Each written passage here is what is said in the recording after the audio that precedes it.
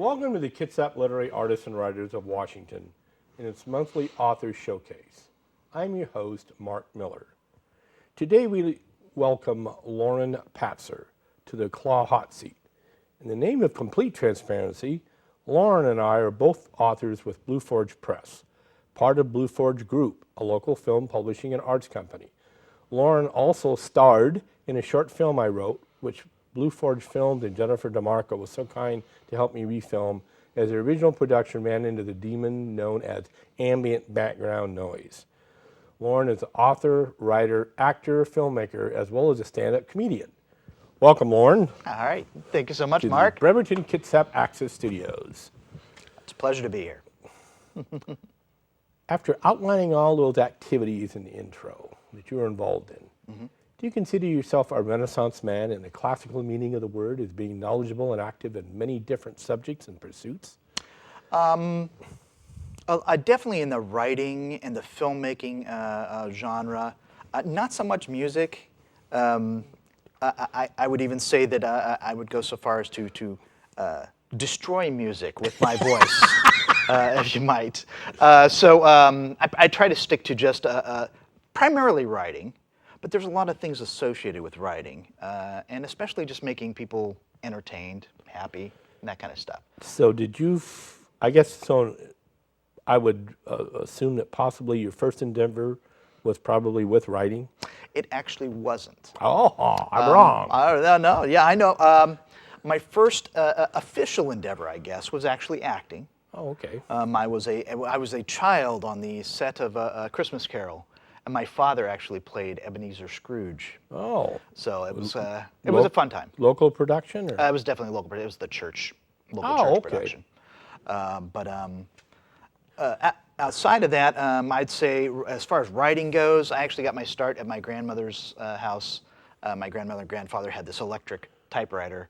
Was it an IBM Selectric? I think it was before the IBM Selectric. So, we're talking 40 years ago, 40 plus years ago. But I'd go in and type up stories on it, you know. Sure, they were pretty simplistic back then, but that's really when I started writing. Do you know if any of those stories were ever saved? That's a darn fine question, too. I'd have to go back and look through some of the trunks that I have that have childhood memories and stuff in it. We ask everybody that because we've had quite a few authors come through here that go, well, yes, I wrote all these stories as a child, the childhood stories, et cetera, and we always go, you know, there's this huge want and need out there for kids' stories. Right. You know, so and everybody goes, oh, I'll have to go look for them. So if you find them, let us know. I will do. So right now, how many books have you completed? And how many do you kind of have in the works? Okay. I've completed 4 books in total. One was a book of horror short stories, which I self-published. And as I'm doing the audio book for those, I'm recognizing parts that need to be edited. Okay, there you go. The nice thing about the self-publishing world and Amazon anyway is you can go and upload a brand new revision. Right. So as I go through this process, I'll be putting a brand new version up there. And also I've got the 3 books in the ResTap universe, as I like to call it. Book 1, Book 1 was written over a very long period of time. That originally got its start as a book cover in high school. Oh. So there's a little warning message on the book cover saying, you know, these horrible things will happen to you if you open up this book. And I basically translated that to these horrible things will happen if you open this door. And so what's behind the door is a horrible thing to the main character. And so it's science fiction. It is science fiction. It's science fiction humor. Right. The first book, The Adventures of ResTap, it starts out as kind of a parody of the Star Wars universe. Oh. There's a princess rescue scenario, which is not all as it seems. In that the princess, her name is Princess. She isn't actually a princess. Okay. So, although she acts like a princess. So, I mean, there's lots of fun back and forth. They'll go and do this thing and be like, oh, well, this is obviously what we should do. And no, it isn't what you should do. So it's just great fun doing some things in the sci-fi genre with that particular book. And I can continue that on in book 2. It's still the same guys, the same story as it continues, but I start to do a little bit of a parody of some of the horror genre Oh, okay. in that book. And in that instance, I'm kind of trying not to be. I'm trying not to be really tied down to a single genre. Although I would have to argue that this book is a science fiction genre altogether. But I'll be the book 3, which I have yet to write, is going to be doing a little bit of the adventure series, kind of like the Indiana Jones, parody of that kind of thing going on. So it's just the two characters will go onto the planet or planets. They'll go through a series of adventures that are sci-fi based, and then they're horror based, and then it's adventure series. So just something to carry them through the story. But there's an overarching story in the whole ResTap series. There's 6 books in the series, not including. Well, it does actually include book 0, which is actually a prequel. 3 short stories, stuff that my initial publisher asked me to write a book of short stories, just to kind of. They were going to hand it out to the booksellers. It was going to set the scene. Yeah. This is the kind of things you can expect, and it was just basically things that in the first book. As these guys are going along, they say, "Remember this horrible thing that happened? Oh yeah, I remember that horrible thing. Oh yeah, remember this other horrible thing? Yeah, I remember the horrible thing." Well, these short stories are those horrible things. So you have a nice, big, huge arc. I do. I have a beginning and an end to the series. Now these characters can go on to be in other stories, of course. Right. And I do intend on having some little short stories, and perhaps the children of ResTap will move on into further adventures. I would tend to doing the same thing. You create a huge arc, and then you try to fill in the meat in between. Yeah. But at the same time, you've got the possibility of always going off a little bit of the side over here, a little bit of side over there, with some other short story or some other character. Yep, absolutely.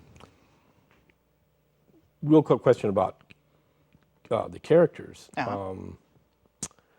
Did some of these characters reach in your head and start beating you to death and make you write about them?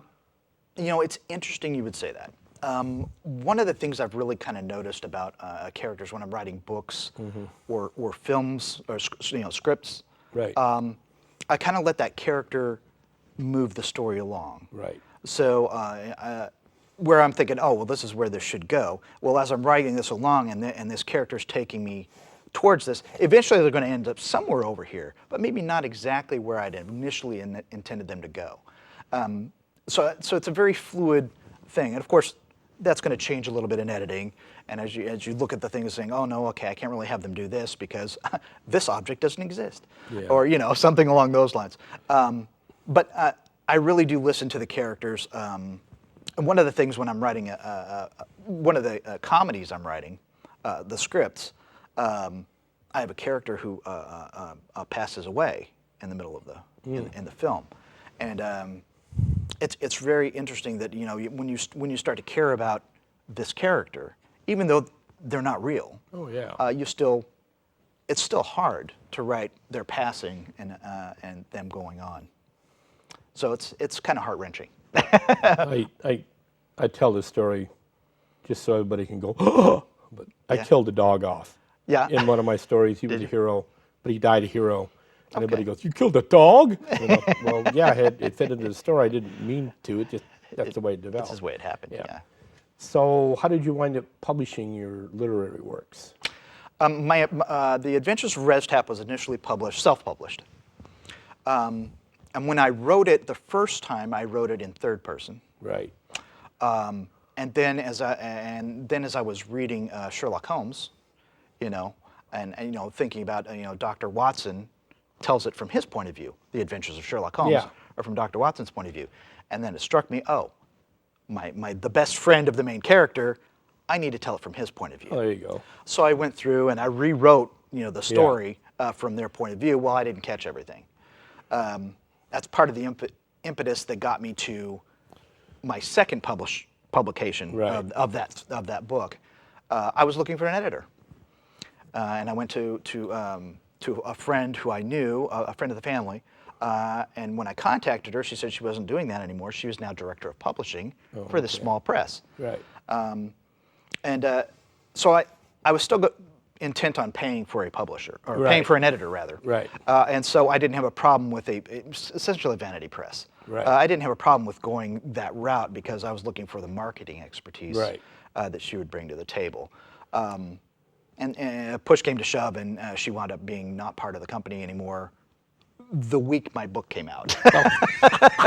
So what I was looking for, I didn't get from that. I mean, I still learned some things in that publishing world. That's kind of the good, bad, and the ugly of publishing. Exactly. I mean, she did set some things up pre publication, blog interviews and that kind of thing. But I also noticed that some of that stuff wasn't exactly suited to my books. It was basically a romance site, romance writers. Oh, okay. And I did an interview with a romance site, which Yeah. I'm like, okay, well, that's not going to help too much. It was a good experience. Yeah. Don't get me wrong. And it was great because they had people asking questions. Yeah. As you're doing the interview, so Right. there's live aspect to it. So that was kind of neat. It was a little. That wasn't a great fit. Yeah. But now you're working with Blue Forge Press to try to get some new editions of your books out. Absolutely. 0, 1, and 2. Right. Book 0 is Mishaps and Mayhem. Right. That's the short stories. Book 1 is The Adventures of ResTap. And book 2 is ResTap and the Quest for the Insane Moth. Okay. Which makes sense if you read book 1. Okay. And then it's a got a humorous nice title. Yes. It's got a nice title. I like Great that. title. And we'll have pictures of the covers for you Yeah. also, so you guys can check those out. And book 1 is just your standard two guys standing up there on Right. the cover. Book 0 is Mishaps and Mayhem. There's a crashed ship in the background, and sorry, Yeah. that's the look on their face. And then the next book, book 2, actually has. ResTap looking with the Sherlock Holmes hat on, Oh, okay. and a magnifying glass, and behind both him and his friend Gorth, there are these looming figures which are the zombies. No. But they're not really zombies. Well, they are zombies, but not in the traditional sense, They're different because types of- we'll okay. like to turn things on its head. Of course. So then, of course, you said years ago you got a little bit in acting, and now you're a little bit into filmmaking in addition to film writing. Yes. Which people should realize is the difference between screenplay writing and book writing. Yes. there What absolutely is. do you to those interconnected endeavors? Well, the original impetus for ResTap was Star Wars. Okay. I mean, when the Star Wars came out, I went, and this is 1977. Yeah. So I saw Star Wars 12 times in the cinemas. Yeah. So this is back at the time when there wasn't a videotape. There wasn't I any know. of that other stuff. You had to go to the cinema to view the movie. So it was quite an endeavor for me at that age to actually be doing that. But that gave me a love for filmmaking and wanting to tell stories and wanting to tell them visually as well as in book form.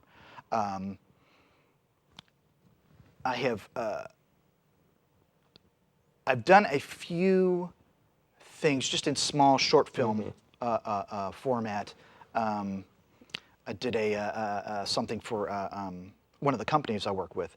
We had a talent show, and so I did a short film that I wrote for all of my members of the IT office that we were, and I played an investigative reporter. Oh. We were investigating teamwork. Oh. There have been outbreaks of teamwork. We're here to find out how that's gone, and it was just basically a tongue-in-cheek thing. That's going to wind up on YouTube? It's parts of it might. I don't think I have the entire thing. Oh, that's too bad. Yeah, it's a shame. I've got little pieces of it. Part of it was they had a kids' day, and so I'm asking these kids, what do you think about teamwork? What do you think teamwork is? Oh. And there's this one little kid that goes, I don't know, what is it? Just cute, unscripted responses from children is lots of fun. But so, do you have any other film projects in the works? I know I did. Like you did. I wrote a short for the I-5 project. Right. And that I filmed. I got to film and direct as well as write about a month and a half ago. Right. So that's coming out. As far as new film stuff coming, I haven't gone there. Right. I'm kind of concentrating on the Getting the the books. ResTap books, Right. doing the audio part of the ResTap books as well. you So go. I'm going to be doing the narration as well. I just figured out how to get that just Yeah. right. I'm practicing on the horror books, but There you go. how you record it and get all the settings right and all that other stuff. It's part of my IT background that I like. Well, then going into all this stuff you're doing, then all of a sudden you get into stand-up comedy. Oh yeah, How did you become involved with that? stand-up comedy. Again, this was actually all the way back from in high school. Oh. I was in theater, 2 years of theater in high school, and we had a summer theater camp. Yeah. It was a summer musical theater camp. So we did the music band, a production of the music band. I played an old guy and just walked around going like this. Oh yeah, you know, and you know, for a 15, 16-year-old to be doing that is it's kind of funny. But during that, I actually wrote some stuff and went up and did a stand-up routine at the weekend. Every weekend there'd be like a coffee house kind of thing. And we're all actors and singers and dancers, and we go up and do our thing. And that's what I do. I actually went up and did some stand-up that I wrote at the summer theater camp up in front of everybody. And so now you're doing, I know, some stand-up in Tacoma. I did a little stand-up in Tacoma. It's the first time I've ever done stand-up in front of a live audience as an adult, I guess. I did back in Houston. I was actually a member of a comedy improv troupe for 2 years. Oh, okay. Main Street Improv, There you go. which unfortunately doesn't exist anymore. But it was just great fun. But part of the thing about that, I mean, there's a big difference between filmmaking and live theater or live performance. Would you think that all of the, not only the filmmaking, but the stand-up comedy and stuff, how that helps with your writing? For me, you're trying things out. You go up there in front of the audience and you're trying something and trying a delivery of something. Does this get a reaction? Does this get a laugh? In ways you're looking at different ways to do things, because when you're in front of a live audience, they're going to react differently. Right. They're going to react differently to the material that you're delivering, as opposed to the written word, where you can do more things with a written word, than you can do in live action. And I think I like the economy of the live performance, because you need to get something across fairly quickly. All right. So in that instance, I think that does help me in my writing, because it's like, okay, I can write a big book, or I can just write my story You learn how, and not get all these extraneous you details. learn how to maybe concentrate a little bit more and be a little bit more focused. Concise and focused. And I think that makes the writing a little bit better, just because it's not going all over the place. So right now, it'd be safe to say you're primarily, at least for right now, focusing on your books. Primarily, yes. I will be doing a little bit of stand-up here and there as I can schedule it. But I'm also working, and to pay the bills at least, until this series takes off and I sell thousands and thousands of copies. I never count on my writing to do that. But if it does, that would be great. It would allow me to do more writing faster. So as it is, I can do a book in about 3 months. Actually, from beginning to finish, to actually get it done and hand that off. But that's because I'm working in between. When I wrote Mishaps and Mayhem, it's only 100 pages, 3 short stories, 100 pages. I did that in 3 weeks. Yeah. But the reason I could do that in 3 weeks was because I'd written book 1, I'd written book 2, I already knew these characters. And so it was just, this is how this story is going to flow. They talked to me. They talked me through it. Do you have any other artistic endeavor in the future besides writing that you have planned? Yep. Writing, filmmaking, the audiobooks. I'm trying to think of. I think that's primarily going to be it. I think that's enough for me. I think other people can Yeah, do. of course. Other people can do music. I'm not much of an artist myself. I did some fancy things when I was younger, but I mean, unless you keep using those skills and using yeah. those art muscles, as it were. Yeah, muscle memory. Yeah, you're just not going to be able to keep up. I'm great with something stick good. figures, that's it. Yeah. So, if the BCAT audience wished to contact you about your writing, stand-up, or Yep. filmmaking, how would they get a hold of you? You can contact me at Lauren Patzer at yahoo.com. Also, I'm on Twitter at Lauren Patzer 67, and also on Facebook. You have to look up Lauren Patzer. It's www.facebook/Lauren Patzer, I think. And also Artemis Withers is the pen name for the ResTap books. Oh, okay. Yeah, so they're written under Artemis Withers, ARTEMIS WITHERS. But then let me ask you about that subject. Okay. Because I use a little bit of nom de plume. Uh-huh. So what was your reasoning behind using a nom de plume, like they say? Well, the biggest reason is ResTap Yeah. is Patzer backwards. So if you put that and then you put Lauren Patzer, Yeah. people are like, oh, I see what he's done. The interesting thing is, I actually went through a writing thing, a workshop, had a copy of that one chapter, and it wasn't until people had this for a month, Right. and it wasn't until right at the end of our 2-hour session that somebody looked at it and said, "Oh, that's your last name backwards." Yeah. So they'd had it for a month And it took and them a while to didn't figure it realize out. it. But I didn't have the pen name there at that time. But that's actually one of the reasons I put the pen name on there. The horror stories are actually under my name, Lauren okay. Patzer. And actually the anthology things I wrote for the Mighty Pen that's coming up, those are also written under my name. Oh, okay. And so I think I kind of wanted the ResTap universe to be underneath Artemis Withers. Maybe if I write some other humorous stuff in different genre, maybe I'll keep it under Artemis Withers. Otherwise, I'll probably write pretty much everything else under my name. Okay, and you're probably, any other acting you'll do, you'll probably I'll do that do under under your name. my name. Do Yeah. under your name. Yeah. Okay, same thing with the stand-up. Yep. Just out of curiosity, do you have an agent or anybody for the stand-up? No, I do not currently have an agent. I had one while I was in Houston. Did some Okay. commercial and film work there and Cool. whatnot. Some of which, that's one of the things when you're an actor, sometimes you'll do work and you'll never see it. Yeah. It'll never get out there.